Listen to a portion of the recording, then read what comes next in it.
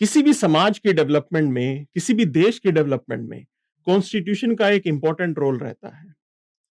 जैसे समाज इवोल्व हो रहा है, वैसे ही आपका कॉन्स्टिट्यूशन भी इवोल्व होता रहे।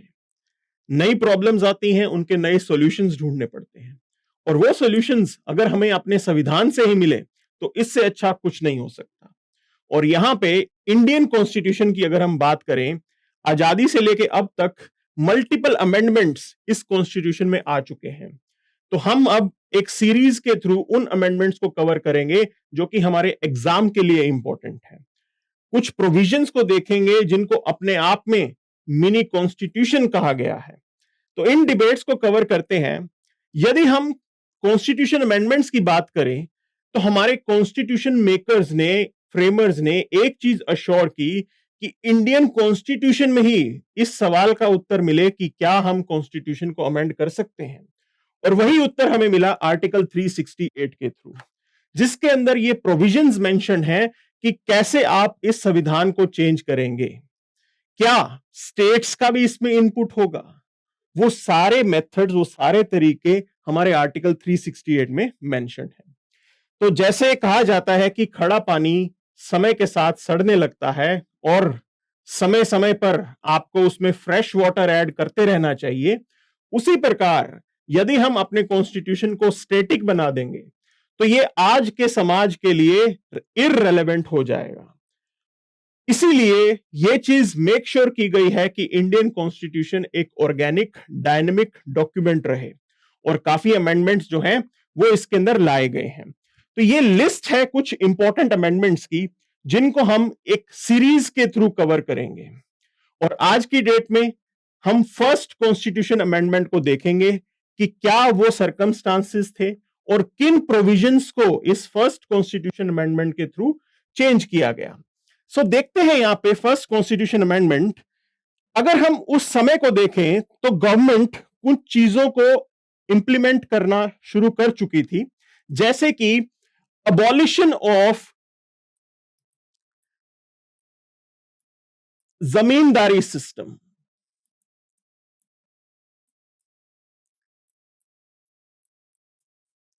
हमारे फ्रीडम फाइटर्स ने यह प्रॉमिस किया था कि गरीब के लिए, वीकर सेक्शन के लिए इस देश की सरकार को आगे बढ़ना होगा, एक कदम बढ़ाना होगा।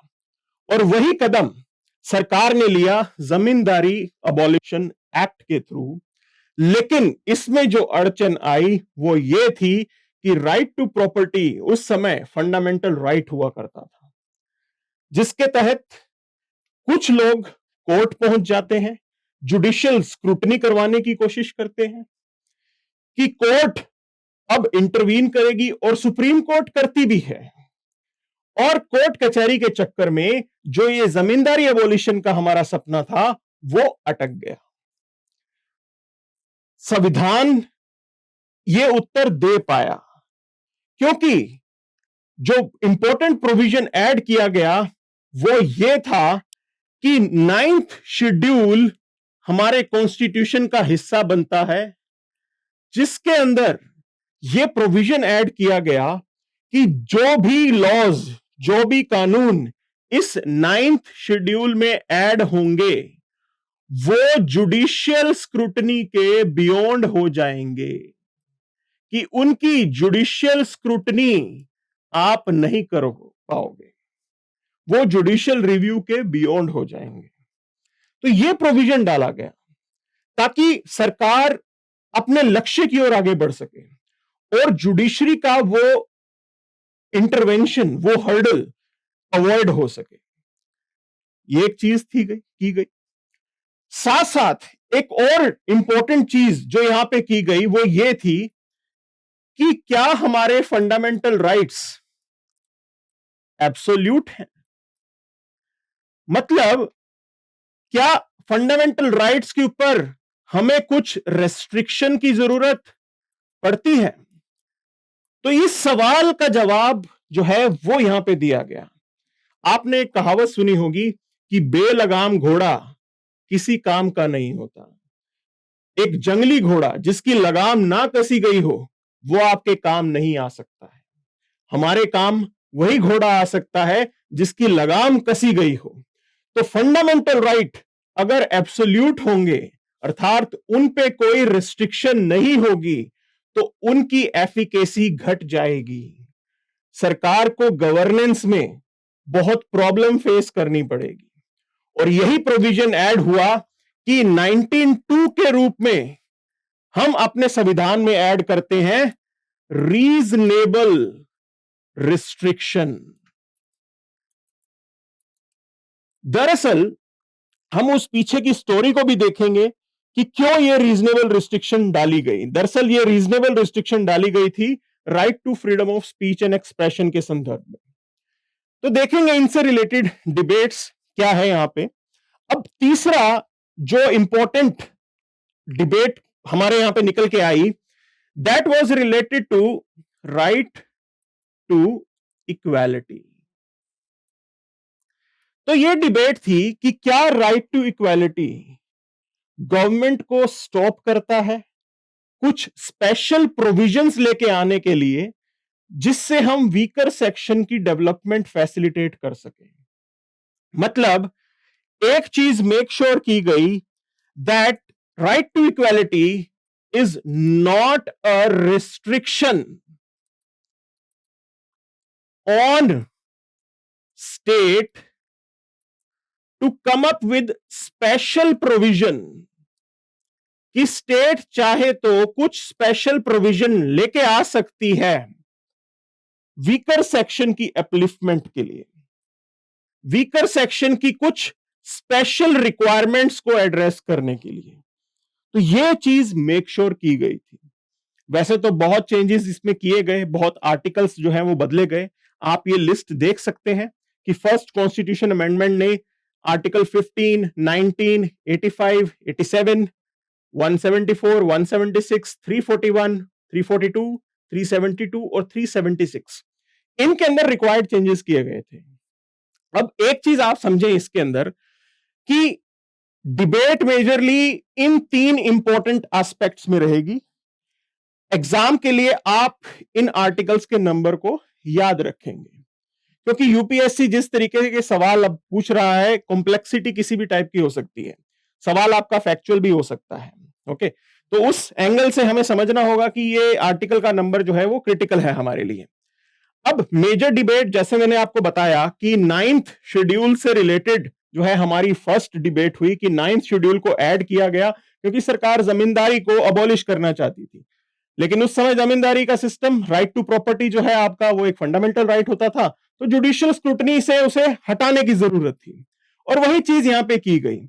अब हुआ क्या कि हमने एक अच्छी सोच के साथ यह डिसीजन लिया कि ये हमारा जो शेड्यूल 9 है वो एग्जिस्ट करेगा और हम जुडिशियल स्क्रूटनी से उन अच्छे कानूनों को बचा पाएंगे।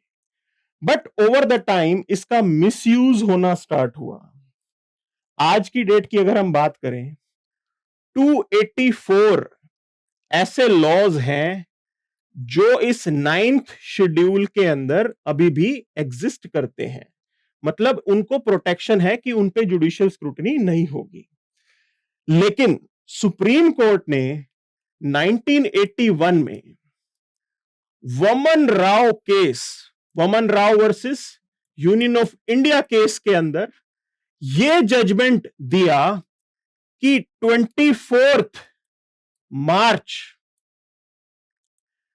1973 इससे जो पहले के केसेस हैं वो जुडिशियल स्क्रूटनी से प्रोटेक्टेड रहेंगे। इससे जो पहले के केसेस हैं उनकी जुडिशियल स्क्रूटनी नहीं होगी। लेकिन इस तारीख के बाद के जो केसेस हैं वो केसेस जुडिशियल रिव्यू के परव्यू में आएंगे। मतलब उनकी जो है जुडिशियल स्क्रूटनी पॉसिबल है। यह प्रोविजन वमन राव केस के अंदर यहां पे ऐड किया गया था। जरूरत थी क्योंकि मिसयूज बढ़ गया था। कुछ स्टेट्स ने क्या किया, वो अक्सर ये मांग करते थे कि 9th शेड्यूल में ऐड कर दो और रिजर्वेशन से रिलेटेड कुछ प्रोविजंस जो है उनको प्रोटेक्शन यहां पे दी गई थी। तो ये चीज थी। पॉलिटिसाइजेशन के लिए, political you can say mobilisation के लिए, इलेक्टोरल गेन्स के लिए हमारे पॉलिटिशियंस जो है वो मिसयूज करते रहे इसका। तो ये एक चीज थी।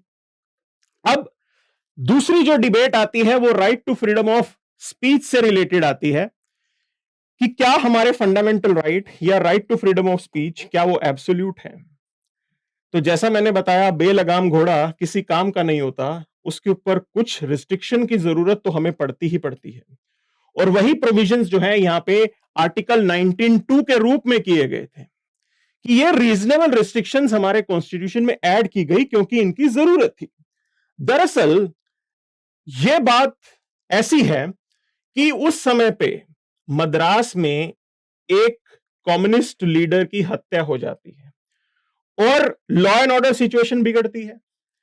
अब उस समय की मीडिया वो गवर्नमेंट को क्रिटिसाइज करती है, बहुत चीजें ऐसी पब्लिश की जाती हैं, लोगों को भड़काया जाता है, लॉ एंड ऑर्डर फर्दर बिगड़ने का चांस रहता है, पब्लिक सेफ्टी फर्दर खतरे में पड़ जाती है। इन चीजों को बचाने के लिए, पब्लिक सेफ्टी के लिए, लॉ एंड ऑर्डर मेंटेन करने के लिए उस समय की गवर्नमेंट एक कानून लेके आती है जो गवर्नमेंट को यह पावर देती है कि वो मीडिया पे रिस्ट्रिक्शन लगा सके, फ्रीडम ऑफ स्पीच पे रिस्ट्रिक्शन लगा सके। लेकिन यह मामला कोर्ट में चला जाता है और जुडिशियल स्क्रूटनी यहां पे यह कहती है कि गवर्नमेंट का ऐसा डिसीजन इलीगल है, कि हमारा जो सरकार ये डिसीजन ले रही है वो इनएप्रोप्रिएट है।